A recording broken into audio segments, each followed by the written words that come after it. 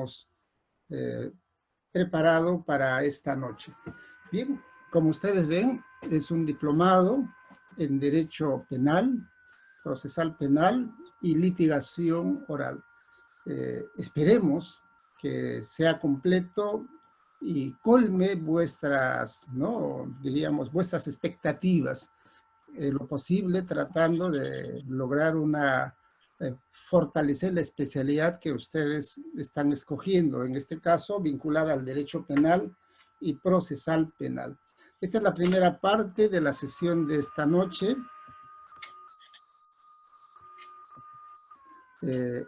La sesión va a comprender conceptos generales del proceso del derecho penal, derecho procesal penal.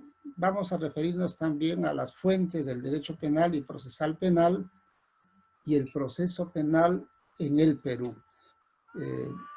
Para todos va a ser una especie de recorrer las materias que ya hemos desarrollado seguramente en algún momento, con la idea de reforzar sus contenidos, de tal forma que veamos al final cubierta la expectativa que es fortalecer nuestras capacidades en dominar derecho penal y derecho procesal penal, y la última parte que es la práctica de la litigación oral.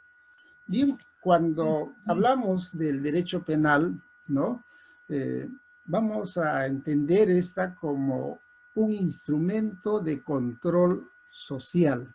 En primer lugar, hoy toda la comunidad, nosotros somos parte de ella, encontramos que en las noticias, por ejemplo, del diario, y esta noche cuántas nos esperarán, acciones, hechos de naturaleza criminal.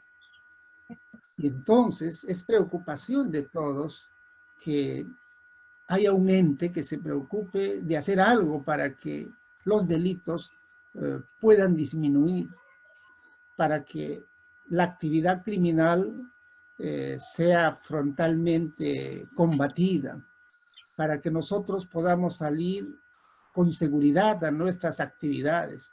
Fíjense, estos días han matado a un policía, ayer asaltaron en Tumbes, creo, a un ciudadano que hizo uso de su arma.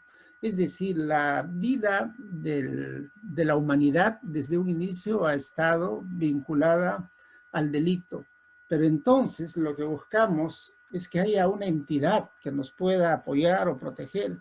Y esta es el Estado. Todos reclamamos al Estado. Por eso es que el derecho penal se convierte en un instrumento de control social, sobre todo buscando prevenir y combatir el delito.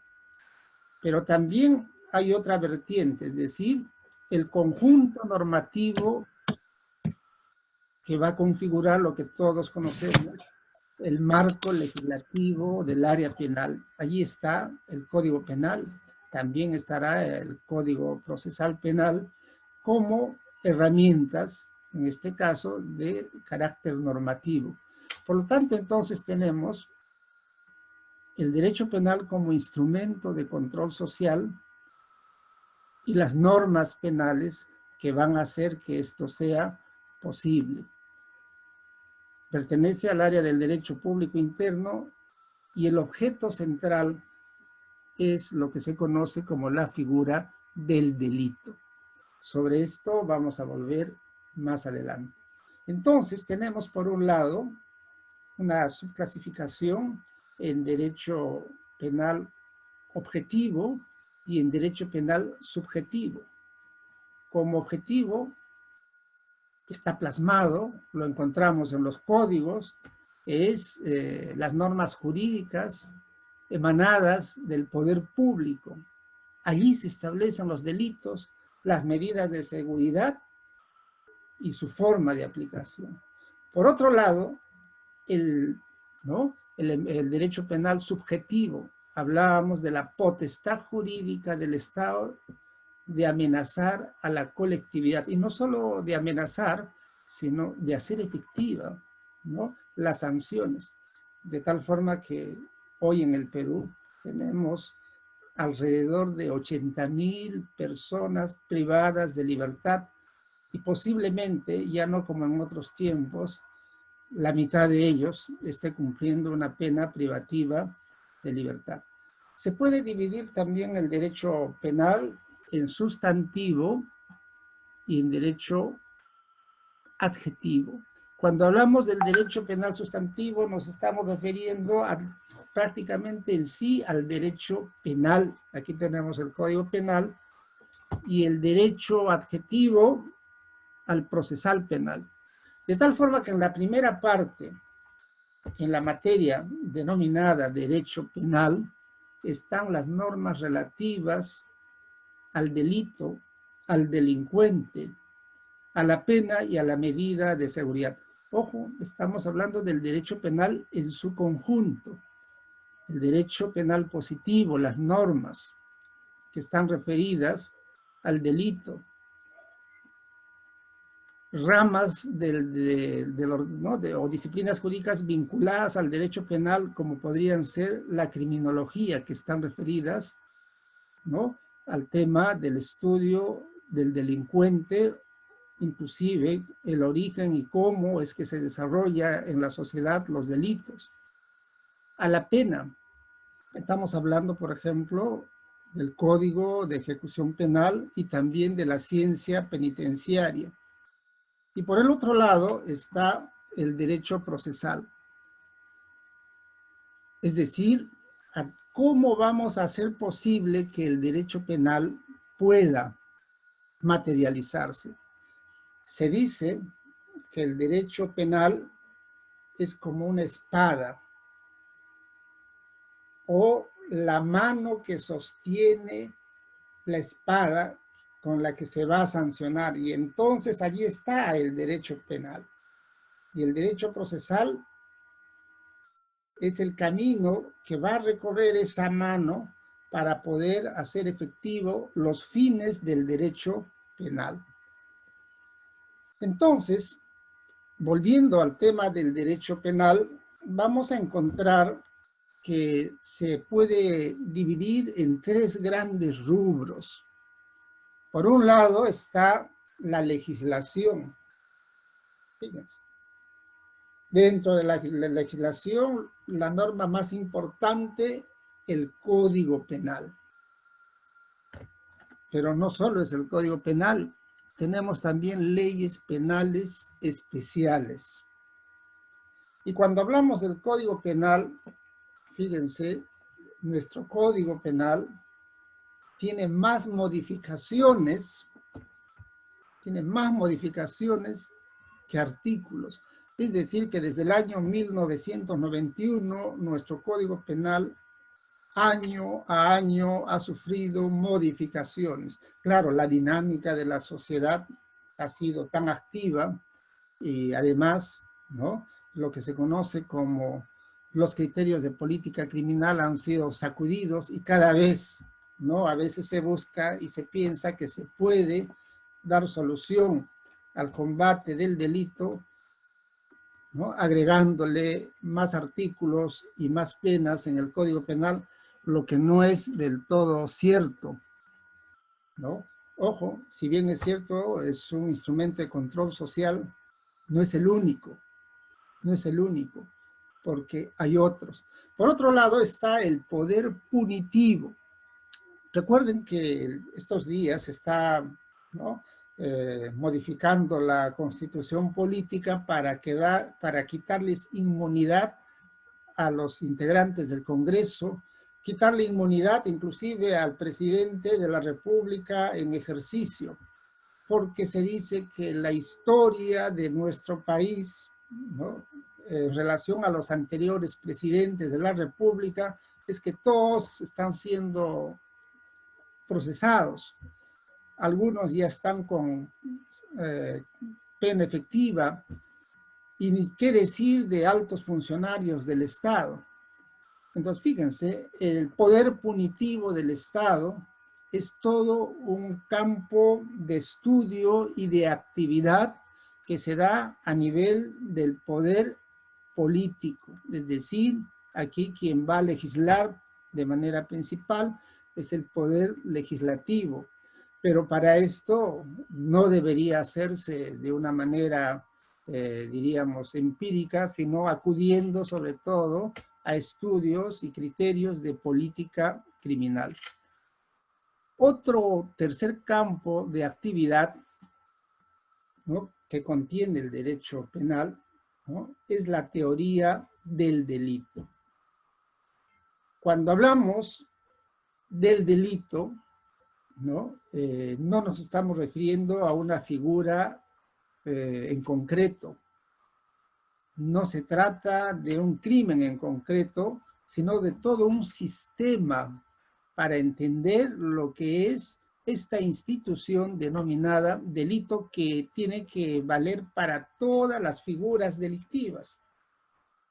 De tal forma que la teoría del delito también va a acudir a lo que son los principios del derecho penal, es decir, aquellas directrices, ¿no?, que han sido plasmadas en algunos casos en normas constitucionales y que otras han sido recogidas también en el ordenamiento penal.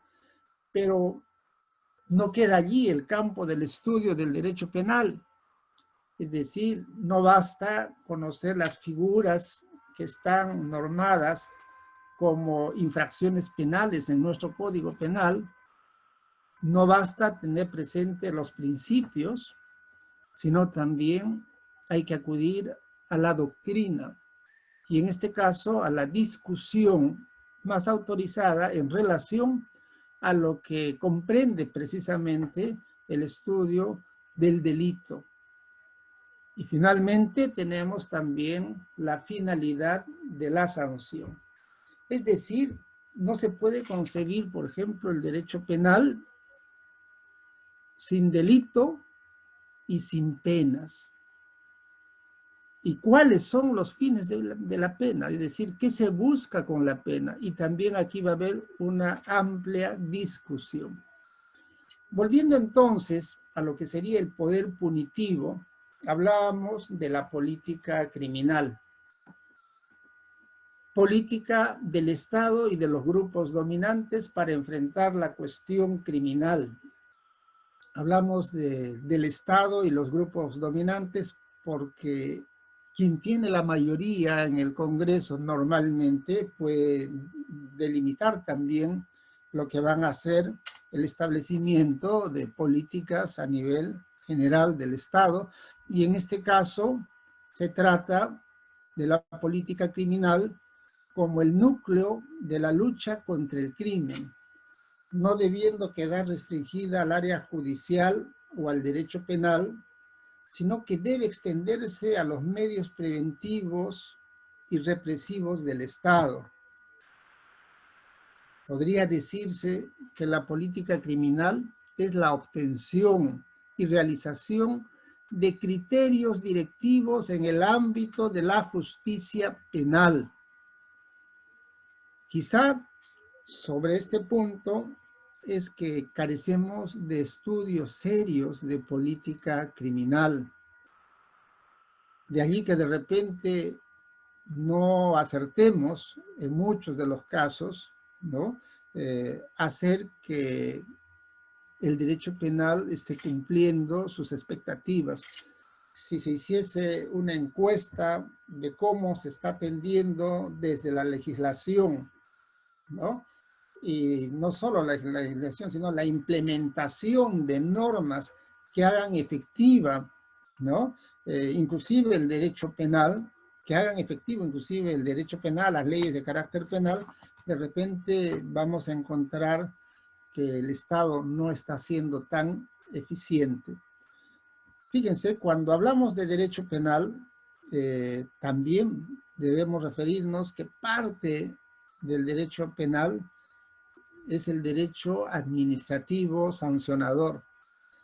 Y si uno hace una comparación entre algunos países que tienen éxito en la lucha contra la criminalidad, podemos poner algunos de los que están en el norte de Europa, donde se tiene que algunos países ¿no? Tienen muy poco desarrollo del crimen. Y no solo ello, sino también sus cárceles están casi vacías. En algunos casos se han ofrecido ellos para poder alquilar su sistema penitenciario a otros países. Y entonces vamos a ver que la política criminal no solo puede ser de carácter represivo, sino que es muy amplio. De repente tiene que ver también, ¿no?, con implementación de medidas políticas que tengan que ver con apoyo económico a sectores marginales, apoyo económico y de repente implementación adecuada de los de las instituciones de control, de las agencias de control penal, de repente también con políticas de educación, ¿no? Ustedes están viendo que el tema educativo es trascendental. Cuando hablamos de esta función del Estado, en la que se va a utilizar el derecho penal como instrumento de control social, ¿no? Vamos a ver que hay varios elementos.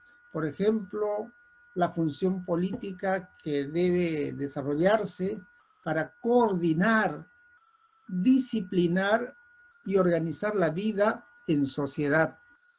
Estoy recordando, por ejemplo, que en el imperio de los incas no tenían tantas normas, es decir, de carácter penal, sino básicamente las normas se concretaban en un precepto pequeño con 3 elementos: ama sua, ama geya, ama yuya.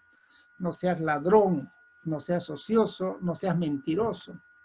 Pero todo esto también era coordinado. La ventaja del imperio de los incas, y es una enseñanza también, es que no era un gobierno improvisado, tenían una excelente administración. Por ahí es que de repente había poca criminalidad. De tal forma que los problemas de la criminalidad, ¿no?, están presentes, ¿no? Se dan por la desactivación de tensiones individuales y conflictos sociales. En esta época de cuarentena, por ejemplo, se dice que se han reportado casos de violencia doméstica en cantidad, es decir, violencia familiar. Debe ser producto de las tensiones individuales. Y estos días estamos viendo un desborde social y eso también genera conflictos sociales. Actualmente estamos atravesando, y lo que viene de repente va a ser peor, ¿no?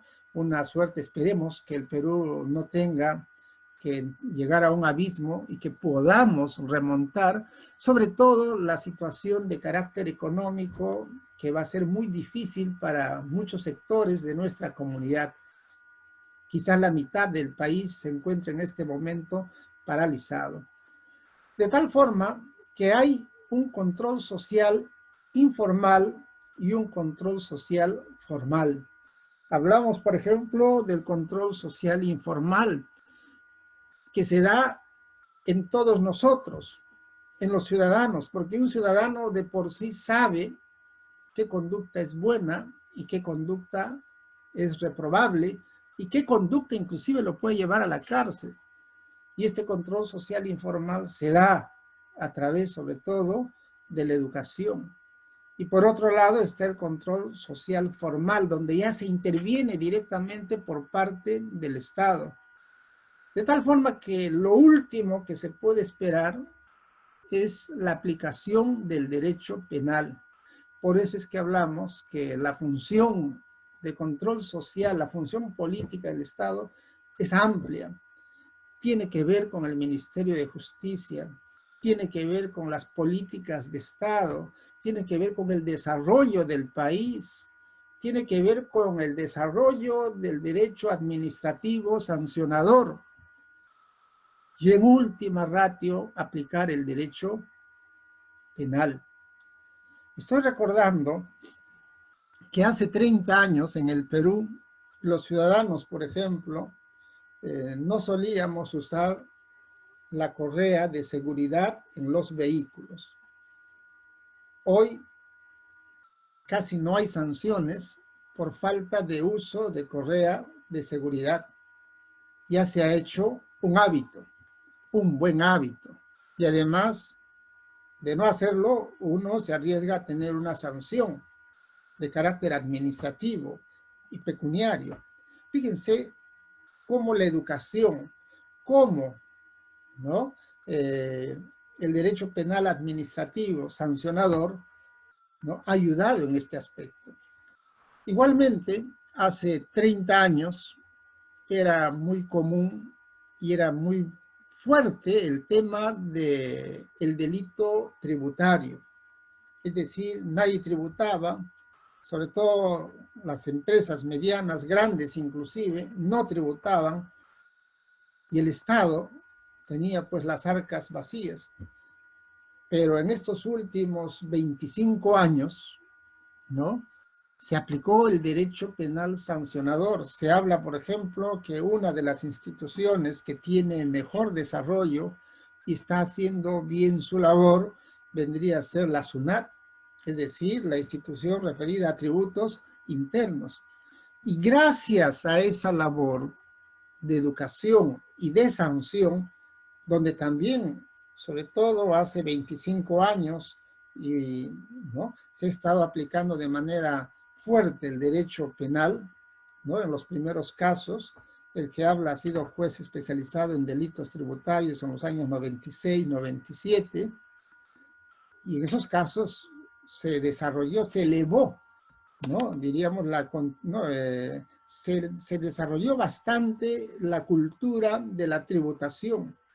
Y gracias a ello, hoy, en el año 2020, es decir, a todo el desarrollo del derecho sancionador en materia tributaria y también la educación por parte de los contribuyentes, un grueso sector se ha puesto en forma.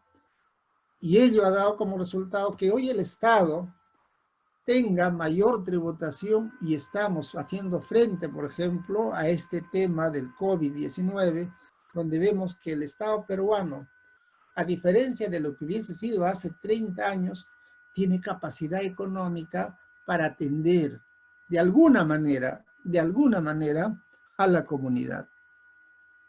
Esto hace 30 años hubiese sido mucho peor.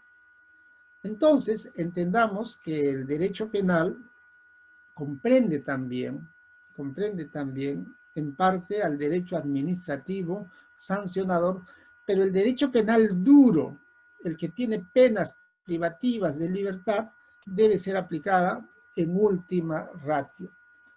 Entonces, resumiendo, este control penal, este control social, perdón, como función política del Estado, comprende los mecanismos por los cuales la sociedad ejerce su dominio sobre los individuos que la componen, con la finalidad de asegurar su estabilidad y supervivencia. Ese es el objetivo. Lo que se busca es paz social con desarrollo. Entonces, lograr de esa manera satisfacción en los procesos de socialización. Podemos diferenciar, como hemos señalado, el control social formal y el control social informal. Entonces, volviendo al control social informal o secundario, hablábamos, ahí está, la disciplina social, hemos puesto ejemplos de buenos hábitos, ¿no? Mayor tributación, ojo, si lográsemos que todos tributasen en el Perú, seguramente seríamos una potencia o un país que ya pase al primer mundo. Estamos en buen desarrollo, nos están viendo con buena expectativa en otros países. Tiene que ver con la familia, con la educación, con las normas sociales, también la religión, los medios masivos de comunicación, la actividad política, la actividad artística, la investigación, la actividad sindical, etc. Es decir, el control social informal tiene mucho de importancia. De tal forma que cuando hablamos, por ejemplo, de la participación social, ¿no? De los ciudadanos, se ha logrado bastante, ¿no? Que haya un control, por ejemplo, político de la conducta de quienes se han estado desarrollando de una manera inadecuada. Y fíjense, entonces han sido los medios masivos de comunicación que han hecho denuncias, ciudadanos que han denunciado, y hemos logrado cada vez más, estamos logrando cada vez más que haya efectividad por parte de este control social informal. Por otro lado, está el formal, el sistema penal, instrumento usado en todo proceso de criminalización. Este control está monopolizado por el Estado. Pero felizmente tenemos un Estado donde también hay división de poderes. Y entonces el Poder Ejecutivo tiene que hacer su papel. Allí está la policía, allí está el Ministerio del Interior, está también el Poder Legislativo con su facultad de dictar leyes, de modificarlas, de mejorarlas, está también como su capacidad de investigar en base a la norma que tienen ellos, el reglamento del Congreso, pero por otro lado también está el Poder Judicial. Y hoy podemos decir que, no obstante que haya, diríamos, no la aceptación de la población como se debería esperar, se puede decir que de alguna manera en estos 25 años, en estos 20 años, el Poder Judicial, ¿no?, con las crisis, a pesar de las crisis que ha tenido, a pesar de los golpes duros que también ha tenido internamente, porque se han encontrado casos dramáticos de comisión de delitos que no debían ocurrir, también está haciendo su rol. Eso lo vamos a ver más adelante. Entonces, la función del derecho penal no es legitimar el poder punitivo del Estado, sino contenerlo, porque, ojo, el Estado podría ir de una manera arrolladora. Históricamente el Estado ha sido un instrumento de poder utilizado al servicio de quienes gobernaban. Vamos a decir que en principio al servicio de quienes dominaban, se apoderaban del Estado. Si no, recordemos la época de la colonia. En el Perú, 500 años hemos tenido de ser colonia. Y durante 500 años los ciudadanos tenían que pagar tributos e inclusive trabajo forzado, ¿no? Que aún en la época de la República esto continuaba. Acuérdense que había una situación de esclavitud. No obstante, ya la independencia de la República, recién casi bordeando los años de 1850, se logra, ¿no?, que ya no haya esclavitud, que no haya pago de trabajo por razones de conquista por quienes habían sido personas de color un poco más trigueño. Entonces se abolió el tributo indígena, fíjense. Pero después, ya en la República, quienes querían gobernar buscaban apoderarse del Estado. Y a veces se ha utilizado el derecho penal, el poder político, para perseguir a la oposición, para perseguir a sus enemigos políticos, para perseguir a quienes reclamaban que se cumplan las leyes. Por eso se dice que la función del Estado, ¿no?, no es legitimar el poder punitivo, sino contenerlo. De tal forma que vamos a encontrar, cuando lleguemos al estudio de los principios del derecho penal, a entender que también el derecho penal ha evolucionado para bien. Se ha logrado que el ciudadano pueda ser protegido por el derecho penal. Por eso es que se habla, por ejemplo, del principio de legalidad. Fíjense, se habla del principio de legalidad y de otros principios, donde vamos a ver que se puede hacer frente al Estado, que bien tiene legitimidad para ejercer el poder punitivo, pero también se le puede contener, de tal forma que se convierte en un elemento indispensable para el Estado, para que el Estado de Derecho subsiste y no sea reemplazado brutalmente por un Estado totalitario. En cuanto a la denominación, la más usual es la de derecho penal. En el sistema penal continental europeo, el sistema sajón se denomina criminal law. Entonces hay una diferencia también entre el derecho penal de acto y el derecho penal del autor. Entonces, esto ya es un avance. Ya hemos hablado del control formal e informal. Hablamos en esta oportunidad del poder penal como criminalización primaria y secundaria, ¿no? Cuando hablamos del sistema punitivo del Estado como control social institucionalizado o formalizado mediante la socialización sustitutorio, cuando los controles informales fracasan, se utiliza el control social duro, la pena.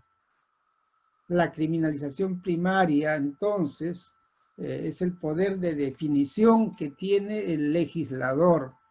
En cambio, la criminalización secundaria es el poder de asignación que la calidad de delincuente es impuesta a ciertas personas por quienes aplican la ley, los policías, los fiscales, los jueces. Entre los agentes de criminalización secundaria está la policía en primera línea, el Ministerio Público, que debe trabajar en conjunto con la policía, está la defensa, que tiene un deber de contradicción en relación a la policía y el Ministerio Público, está el juez, como garante de la aplicación estricta del derecho penal y del derecho procesal penal, sobre todo basado en la independencia e imparcialidad, y finalmente el sistema penitenciario. Vamos a pasar lo de la policía, lo del Ministerio Público, nos vamos a quedar con el juez. En el caso del juez es de resaltar el principio de jurisdiccionalidad. Fíjense la importancia del juez frente a ambas partes, en este caso, quien persigue y quien defiende. La no sujeción a otros poderes, el que tenga que actuar con independencia e imparcialidad. Esto es una de las garantías y conquistas de los ciudadanos del mundo. En los países donde más fuerte es el respeto a la decisión de los jueces y sobre todo a no violentar su independencia, es donde podemos encontrar que el juez puede hacer cumplir de manera adecuada el derecho penal, es decir, sancionar a quien corresponde, absolver a quien resulta inocente o respecto de quien haya duda razonable. Fíjense. Y además en el camino de la aplicación del derecho penal, es decir, a través del proceso, se convierte también en un juez de garantías. Esto es importante, es decir, la labor de los jueces. Cuando hablamos de fuentes del derecho penal, vamos a encontrar fuentes reales fuentes formales y también podemos decir inmediatas y fuentes mediatas. Reales, ¿no? Es decir, que se dan en el mundo fáctico, se dan en la realidad. Uno sale a ver los periódicos, los titulares, y mira que todos los días encontramos hechos que son la causa que hace necesaria, ¿no?, la creación de una norma de carácter punitivo. Estos días, estos meses, vamos a decir, donde tenemos un fenómeno social a nivel mundial y álgido como está ocurriendo en nuestras, ¿no?, en nuestro mundo, el Perú no es parte de ello, el tema del COVID-19, se están dando situaciones atroces. Ahí está, por ejemplo, el tema de las clínicas. Ahí está el tema de la especulación con las medicinas. Ahí está el tema de la desprotección laboral. Entonces, se dan situaciones de carácter real que hacen necesaria y van a hacer necesaria la creación de normas. Y se han estado dando distintos dispositivos de rango diferente para poder hacer frente a esta realidad. Y en algún momento vamos a tener que también se van a modificar normas de carácter penal. A nivel, por ejemplo, de las cárceles, muchos de los procesados han sido excarcelados. Se han dado normas específicas para que puedan salir de cárcel, ¿no?, ciudadanos que estaban con condenas con penas menores, ¿no? Igualmente se ha flexibilizado criterios referidos a la prisión preventiva y la revisión de oficio que debían de hacerse respecto de las personas que están en situación vulnerable en los penales. Fíjense cómo se han dado normas de carácter penal, ¿no? Es decir, un acontecimiento que en algún momento da surgimiento a la norma jurídica. Estamos hablando de fuentes del derecho penal. Hablemos de las fuentes formales. La fuente formal por excelencia es la ley penal. Fíjense, la ley. En materia de derecho penal, sobre todo, hablamos de la ley penal, el Código Penal y las leyes penales especiales, ¿no?, que están plasmadas y están promulgadas. Esa es la fuente formal y la fuente inmediata de lo que se trata, de lo que vamos a aplicar en el día a día. Pero ojo, en el derecho penal tenemos también fuentes mediatas de gran importancia. Entre ellas la jurisprudencia, la doctrina, la costumbre.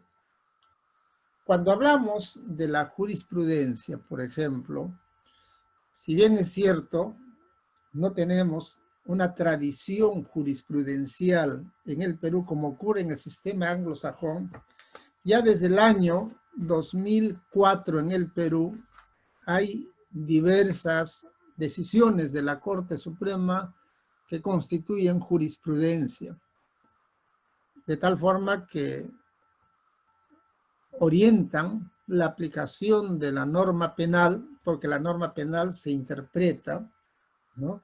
La norma penal tiene que ser examinada también a la luz del desarrollo de los tiempos, y esto lo ha estado haciendo la Corte Suprema. Hoy, cuando hablamos del Código Penal, hablamos de una frondosa cantidad de normas, y cuando hablamos de jurisprudencia vinculante en materia penal, también hablamos de frondosas, ¿no?, páginas de libros, de material que también están contenidos en tomos, lo que se llamaría la jurisprudencia. Por otro lado está la doctrina.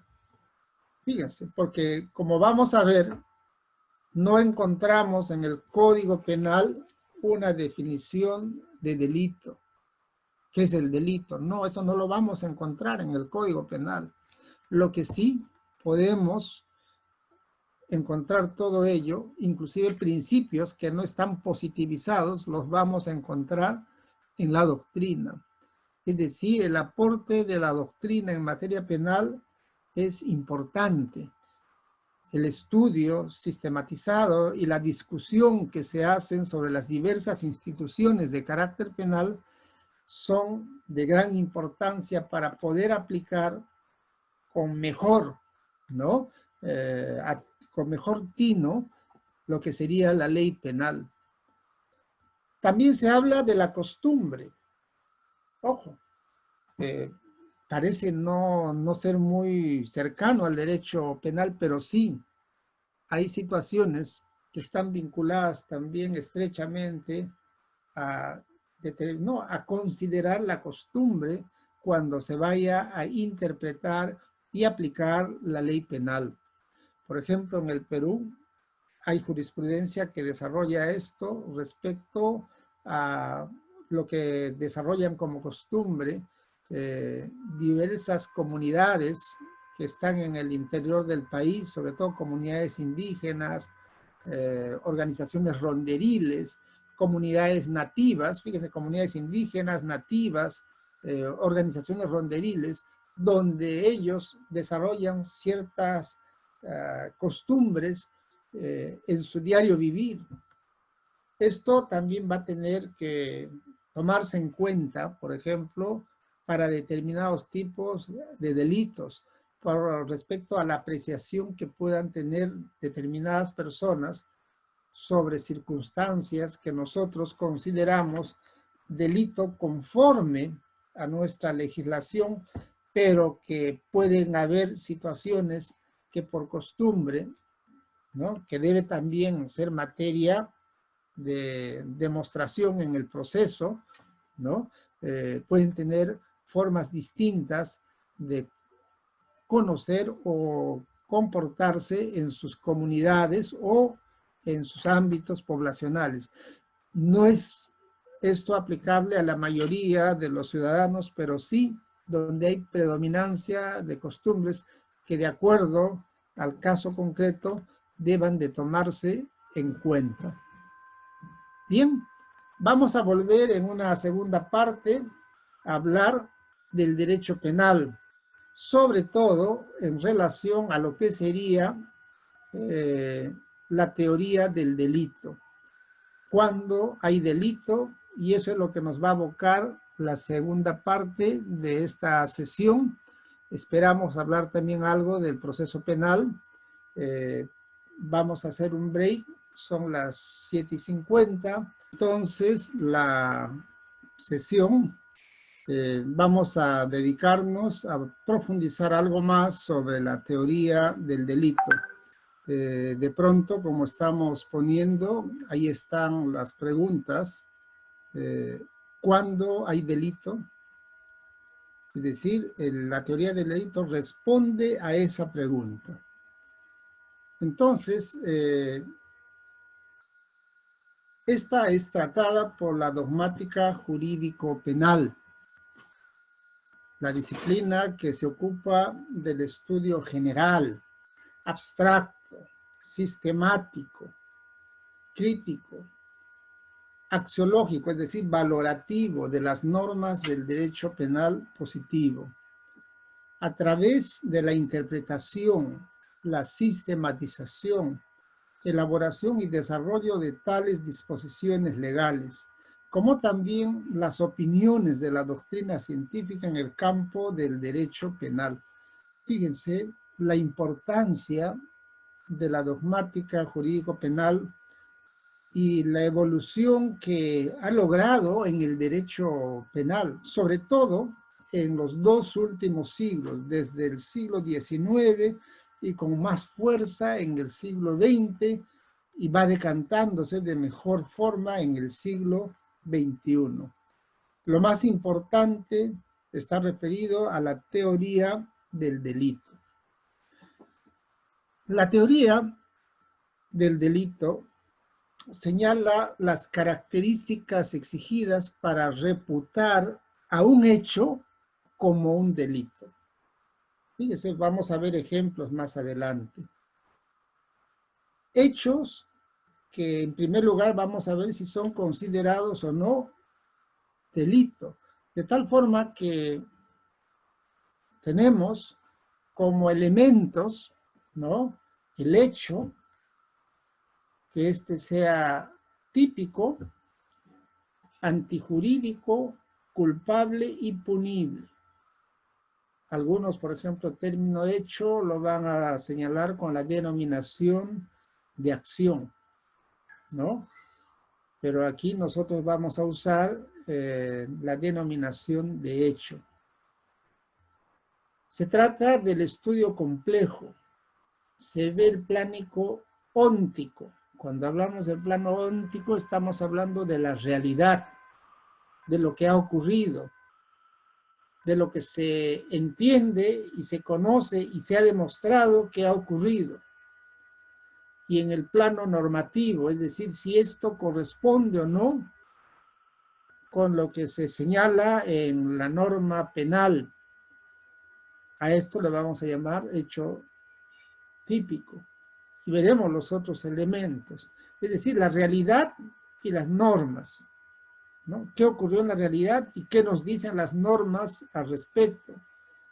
Se trata de comparar un evento, un acontecimiento, un hecho, con lo señalado en la norma.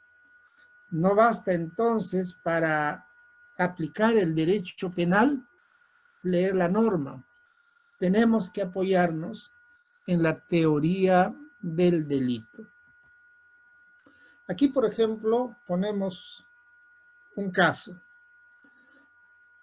No sé si Marco de la Torre podría leer el caso. Podríamos darle el micrófono a Marco de la Torre. Claro, un momento, doctor.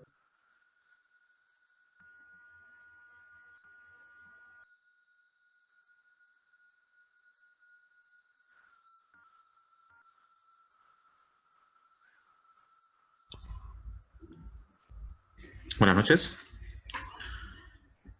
A ver, Marco, te invitamos a leer el caso. Ok, doctor. José odia a su jefe y desea matarlo. Sabe que su jefe todos los días hace siesta. Por ello entra a su despacho, lo observa dormido y aprovecha para dispararle 2 tiros en la cabeza. Tras ser detenido y realizada la necropsia, se determina que el jefe había fallecido 5 minutos antes de los disparos, de un ataque al corazón. Bien, José cometió... Sí, perdón. sí, a ver, lee las preguntas. Sí. José cometió delito, cometió tentativa, existía posibilidad de matarle, realizó la conducta de matar, la conducta tenía la probabilidad de producir el resultado. Fíjese, estamos frente a un caso, ¿no? Y curiosamente, habría que ver si podemos responder las preguntas. Nos motiva a responder estas preguntas, ¿no? José odia a su jefe y desea matarlo. Entra a su despacho, observa que está dormido y le dispara 2 tiros en la cabeza. Todos están viendo las preguntas, ¿no? ¿Cometió delito? Muchos dirán que no, porque ya la persona había fallecido. En todo caso, cometió tentativa, ¿no? Existía la posibilidad de matarlo, realizó la conducta de matar, la conducta tenía la probabilidad de producir el resultado y entonces sería sancionado penalmente. Entonces la sola lectura del Código Penal no nos va a ayudar de repente a resolver las preguntas y el caso. Por eso es que tenemos que apoyarnos en la teoría del delito. Veamos otro caso. Vamos a ver si lo puede leer Daniel Santos. Le damos el micrófono a Daniel Santos.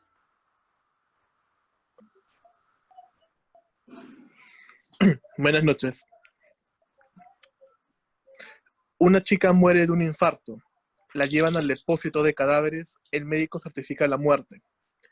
Pedro es el joven encargado del depósito. Cierra el local, salen todos. Él retorna 10 minutos después. Él retorna 10 minutos después. Se desnuda, saca la bolsa, perdóneme, saca a la chica, le quita la bolsa, la desnuda, se masturba y la penetra. Estando encima del cuerpo, luego de unos 5 minutos de estar penetrándola, ella gime y despierta y grita. Los encargados de la otra habitación corren y encuentran a los dos desnudos, ella reclamando que fue violada. Pedro es detenido. Preguntas, a ver, las preguntas también, Claudio. Ya, perfecto. El joven cometió el delito de violación. La mujer estaba muerta. Jurídicamente, biológicamente estaba muerta. Ella tenía libertad sexual. Se cumple el tipo legal. Él buscaba atacar el bien jurídico, libertad sexual. Bien, vamos a matizar con algunas intervenciones. Yolanda, ¿qué podrías decir sobre el caso? Yolanda Flores.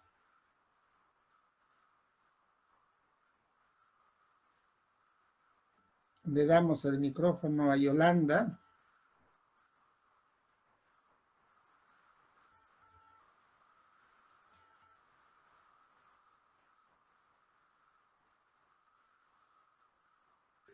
En todo caso, a Cintia Terán.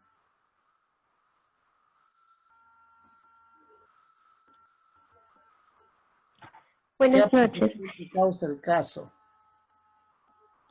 El joven cometió el delito de violación ¿Y por qué habría de afirmar eso?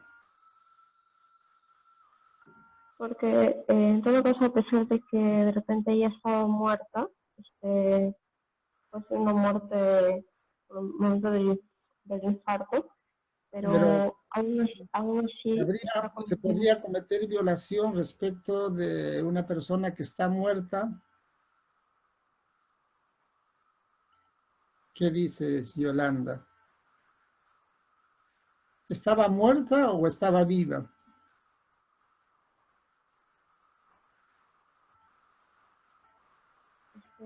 estaba viva, pues, ¿no? Pero llegó a la morgue como muerta. Fíjense, todo un problema, ¿no? Todo un problema.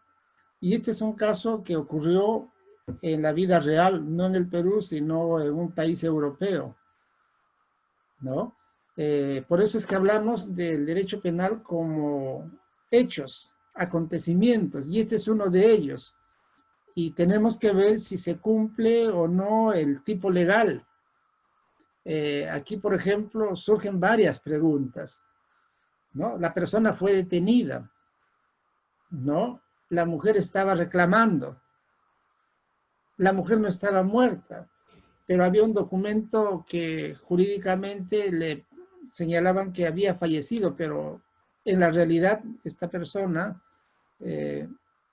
no, porque ocurren casos de personas que se dan por muertas, pero de pronto están en un estado que después despiertan, ¿no? Fíjense, él buscaba atacar el bien jurídico que protege, ¿no? Que protege el delito de violación, que es la libertad sexual. Fíjense, ¿cuál era, no? ¿Qué es lo que ocurría en la mente de él? Toda una situación que puede generar que nosotros tengamos que estudiar cuáles son los elementos del delito y si estos son o no aplicables al caso para finalmente aplicarle la pena, o de repente no pasa, ¿no?, de los filtros que son los elementos del delito. O sea, los elementos del delito, que los vamos a ver luego, son filtros, unos más grandes. Aquí tenemos el hecho en sí, habría que interpretarlo para ver si calza o no en lo que la norma jurídica reclama como conducta que debe ser sancionada. Si hay ¿no? Si se va contra el ordenamiento jurídico, si esta persona, ¿no?, estaba sana, era capaz, actuó con conocimiento de lo que estaba haciendo, con conocimiento de lo que estaba haciendo, entiéndase, de que si sabía que cometía delito o no, y cuál es la sanción que le correspondería, es decir, si esta conducta es o no punible. Y entonces, volviendo a nuestro caso, fíjense, él cometió el delito de violación. Algunos dirán, claro que sí, la penetró, y además estaba viva. Otros dirán, un momento, él la penetró, es cierto, pero estaba penetrando a un cadáver. Pero oiga, ¿cómo que cadáver? Pero la mujer despertó. Sí, pero la mujer estaba muerta conforme al certificado médico. Otros dirán, bueno, profanó un cadáver. ¿Y eso es delito? ¿Y qué dirá él? ¿O cómo podemos interpretar respecto a la conducta de él? Porque muchas veces lo que la persona diga no siempre sirve. Puede ser un referente, pero ¿cuál es la interpretación que le vamos a dar? Fíjense, jurídicamente estaba muerta, pero sería un absurdo, porque despertó. Biológicamente estaba muerta, seguramente que no, porque no hubiese despertado, porque no existe la resurrección como posibilidad, sino simplemente que haya estado viva, pero en un estado de coma, del cual despertó y la dieron por muerta. Pero la discusión va a surgir. En ese estado, ella estaba en incapacidad de resistir. Algunos dirán, sí, porque la violación se puede dar cuando una persona somete sexualmente a otra cuando está en capacidad de resistir. Pero para eso tendría que tener conciencia, para saber que están disponiendo o no de su libertad sexual. Y entonces habría que estudiar el tipo penal y ver todas estas figuras. ¿Se cumple el tipo penal? Él buscaba atacar el bien jurídico, libertad sexual. Las respuestas van a ser desde el punto de vista de quienes estén atendiendo el caso, como fiscal, como policía, como representante de la parte agraviada o como defensor del procesado, pero aquí en sí ya se genera todo un problema, por lo que vamos a necesitar conocer lo que nos dice la dogmática jurídica respecto de las distintas figuras e instituciones que concurren respecto del hecho que hemos puesto de manifiesto. Veamos otro caso. Vamos a invitar para que lo lea Susan Arana. ¿Podría leer? Podemos darle el micrófono. Buenas noches, ¿me escuchan? Sí, sí. Sí, buenas noches. En la práctica de tiro policial, donde unos se disparan a otros con balas de goma que solo tintan, Felipe entrega su arma al encargado de poner las municiones de fogueo. Este le devuelve por error cargado con balas de verdad, y al hacer el ejercicio, Felipe apunta a su amigo Pedro y le dispara 2 veces a la altura del corazón y su amigo muere en el acto. El hecho es típico y o contrario al derecho. Fíjate, ¿Sigo? ¿cuál sería tu apreciación, Susana? Así de inmediato. A ver.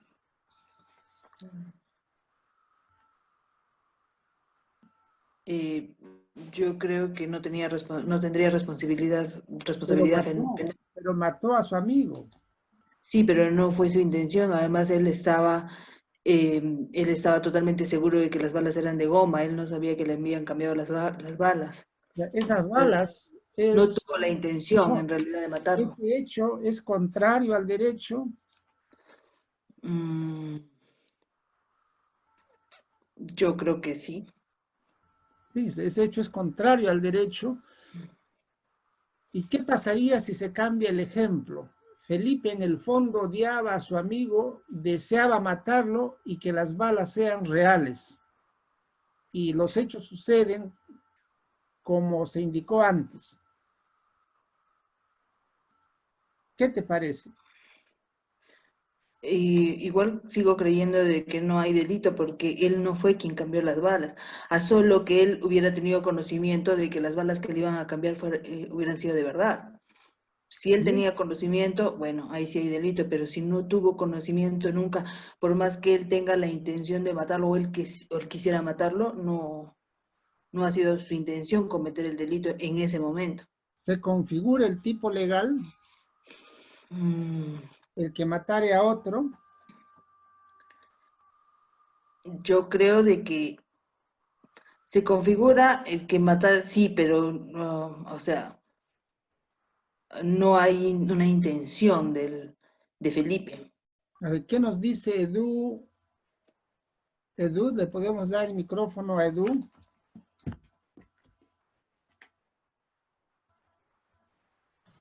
Hola, buenas noches. ¿Cuál sería tu apreciación sobre el caso, tu opinión? Analizando el caso bajo el sistema de imputación penal, tendríamos que sí, es un hecho típico, también es un hecho antijurídico, sin embargo, en mi apreciación, no es un hecho culpable, ya que él no tenía conocimiento de la antijuricidad de su acto. Y en el caso donde él en el fondo deseaba matarlo y que las balas sean reales. Pero sigue faltando el elemento de culpabilidad en el caso en concreto. Fíjense, no obstante que haya, ¿no?, intención, ¿no? No obstante que haya intención, lo que dice vuestra colega, ¿no? No conocía sobre que las balas eran reales. Y entonces aquí también el problema no solo va a ser para Felipe, ¿no?, que va a ser quien va a estar frente a un acontecimiento atroz, sino también qué pasa con el encargado de poner las municiones. Fíjense, se genera también como que una situación donde él responderá o no responderá respecto del acontecimiento que hemos visto y cuál será su nivel de participación, qué es lo que se le podría incriminar a esta persona, ¿no?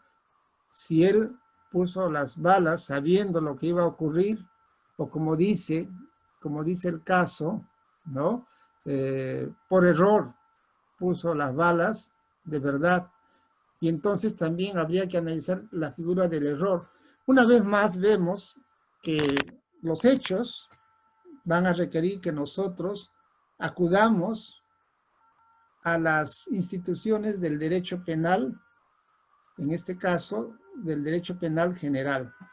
Bien, estoy aquí navegando por esto que hemos visto, los casos.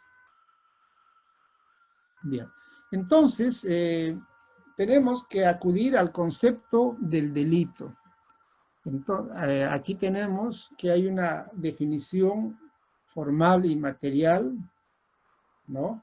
Los elementos, ¿no?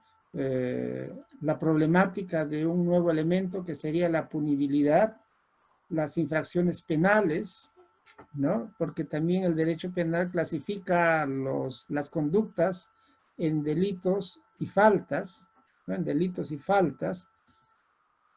Entonces, volviendo al tema del delito, ¿no?, vamos a tener que a lo largo, ¿no?, a lo largo de su desarrollo, en la discusión dogmática, hemos tenido criterios diversos sobre dónde y cómo ubicar ¿no?, los elementos del delito.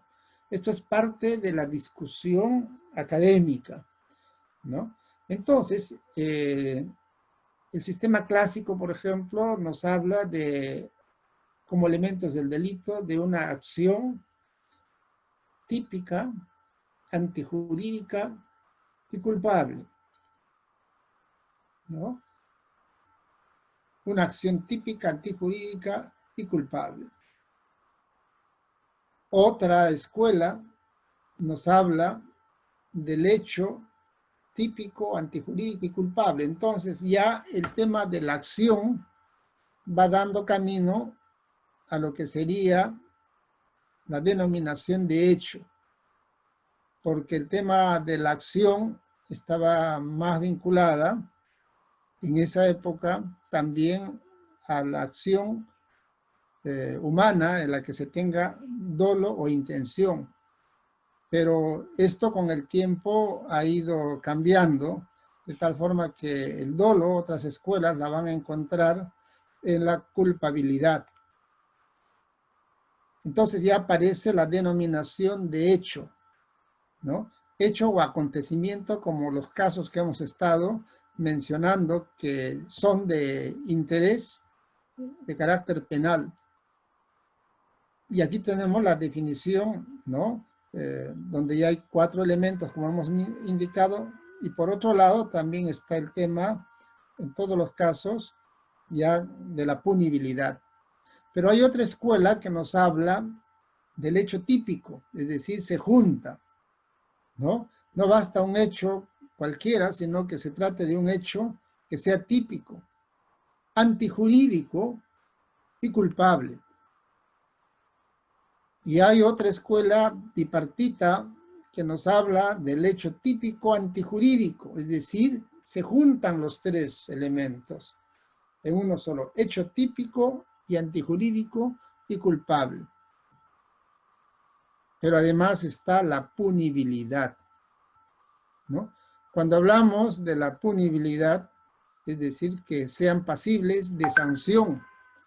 Quizá la gran crisis del derecho penal en nuestro país sea que muchas de las sanciones son perseguidas, pero no son objeto de punibilidad.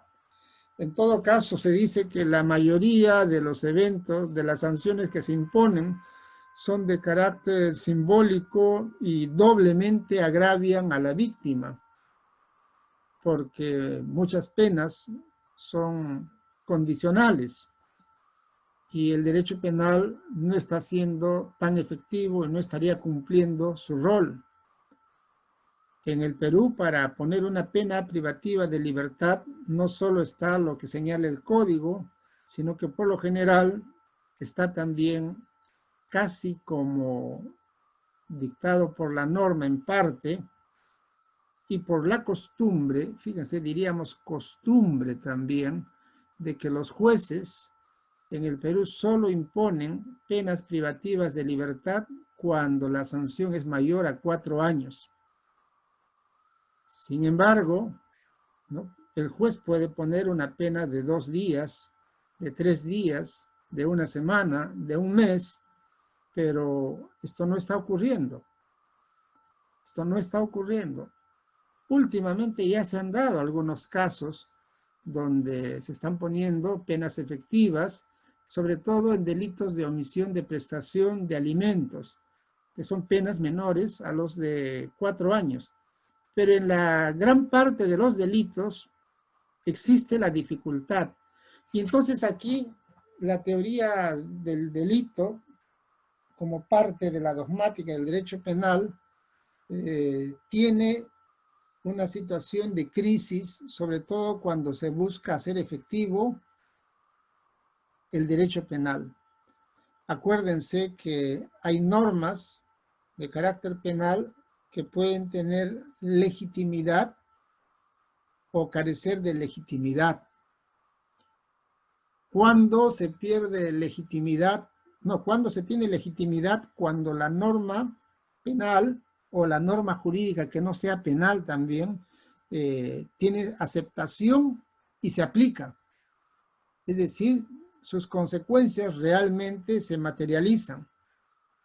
Por ejemplo, la figura delictiva del aborto en el Perú es muy conocida, pero hay pocos casos en los que esta figura, no obstante haber sido investigadas, procesadas, determinadas, son sancionadas de manera efectiva. Entonces, podríamos decir que están sufriendo una crisis de legitimidad. Esto, de repente, es un tema que también tiene que ser revisado en el contexto de lo que es el derecho penal vinculado a la política criminal, a la teoría del delito y a la aplicación de la pena. Porque una cosa es una pena simbólica y otra cosa es que realmente sea efectiva. En muchos países, por ejemplo, sobre el tema de la punibilidad, se da de que se pueden dar todos estos elementos del delito. Sin embargo, no son punibles cuando surge una situación especial. Estoy hablando de los delitos tributarios. En el Perú en algún momento también fue así, estoy hablando más o menos del año 98, donde el que desarrollaba el delito tributario, ¿no?, con todos estos elementos, menos la punibilidad, para no ser pasible de punibilidad, se le daba la oportunidad de pagar, ¿no?, toda la deuda, toda la determinación tributaria que se le había efectuado. Entonces, en ese caso, ya el hecho resultaba no punible. Fíjense, ya el hecho resultaba no punible. Casos de no punibilidad en nuestro Código Penal, por ejemplo, tenemos el de hurto respecto de un familiar cercano que vive en el mismo domicilio. El hermano que le hurta, ¿no?, a su otro hermano, de repente el hecho no va a ser punible. Puede darse también el hurto entre cónyuges, hurto de dinero, porque hoy de repente los cónyuges, cada uno tiene su dinerito y el otro se lleva pues todo su dinero. Y entonces aquí vamos a tener de que se dan todos los elementos del delito, sin embargo, de repente no se da la presencia de la punibilidad. ¿Por qué? Porque el Código Penal no señala, hay una norma específica que declara exento de punibilidad ese tipo de hechos. Y esa exención de punibilidad responde sobre todo al derecho natural, es decir, a que es más valioso proteger la armonía dentro de la familia, de seres próximos que van a verse de por vida, a que haya la aplicación de una sanción penal. Pero todo esto también va a ser objeto de discusión y de desarrollo, ¿no?, a nivel académico, a nivel de la dogmática penal. Bien, vemos la relación del derecho del derecho penal con otras ramas del derecho. Hablamos de disciplinas jurídicas y disciplinas no jurídicas. Aquí estamos nosotros resaltando dentro de las disciplinas jurídicas una rama del derecho que es de vital importancia, el derecho constitucional, ¿no? El derecho constitucional, que allí, por ejemplo, se recoge el principio de legalidad, ¿no?, el principio de indubio pro reo, y también hay el principio de no persecución dos veces por el mismo hecho, ¿no? Esto es importante, lo vamos a ver en su oportunidad. Otra vinculación del derecho penal es con el derecho administrativo. Hablábamos que el derecho administrativo, sobre todo para delitos denominados leyes en blanco. Cuando hablamos, por ejemplo, del delito tributario, nosotros no podemos aplicar el derecho penal tributario conforme lo señala la ley penal tributaria, que es una ley especial, y aplicando también solo la dogmática penal, no, sino que tenemos que apoyarnos en el derecho administrativo tributario, sobre todo el derecho al Código Tributario, en la parte en que se señala cuál es la naturaleza de los tributos, porque, ojo, el delito tributario está referido a tributos, pero ¿qué tipo de tributos? Y si existe o no una determinación que tenga elementos no solo de sanción administrativa, sino también que tengan que ser llevados al campo penal. Y eso lo va a determinar las normas de carácter administrativo. Imaginémonos en el derecho ambiental. Tenemos que recurrir al derecho administrativo. En delitos vinculados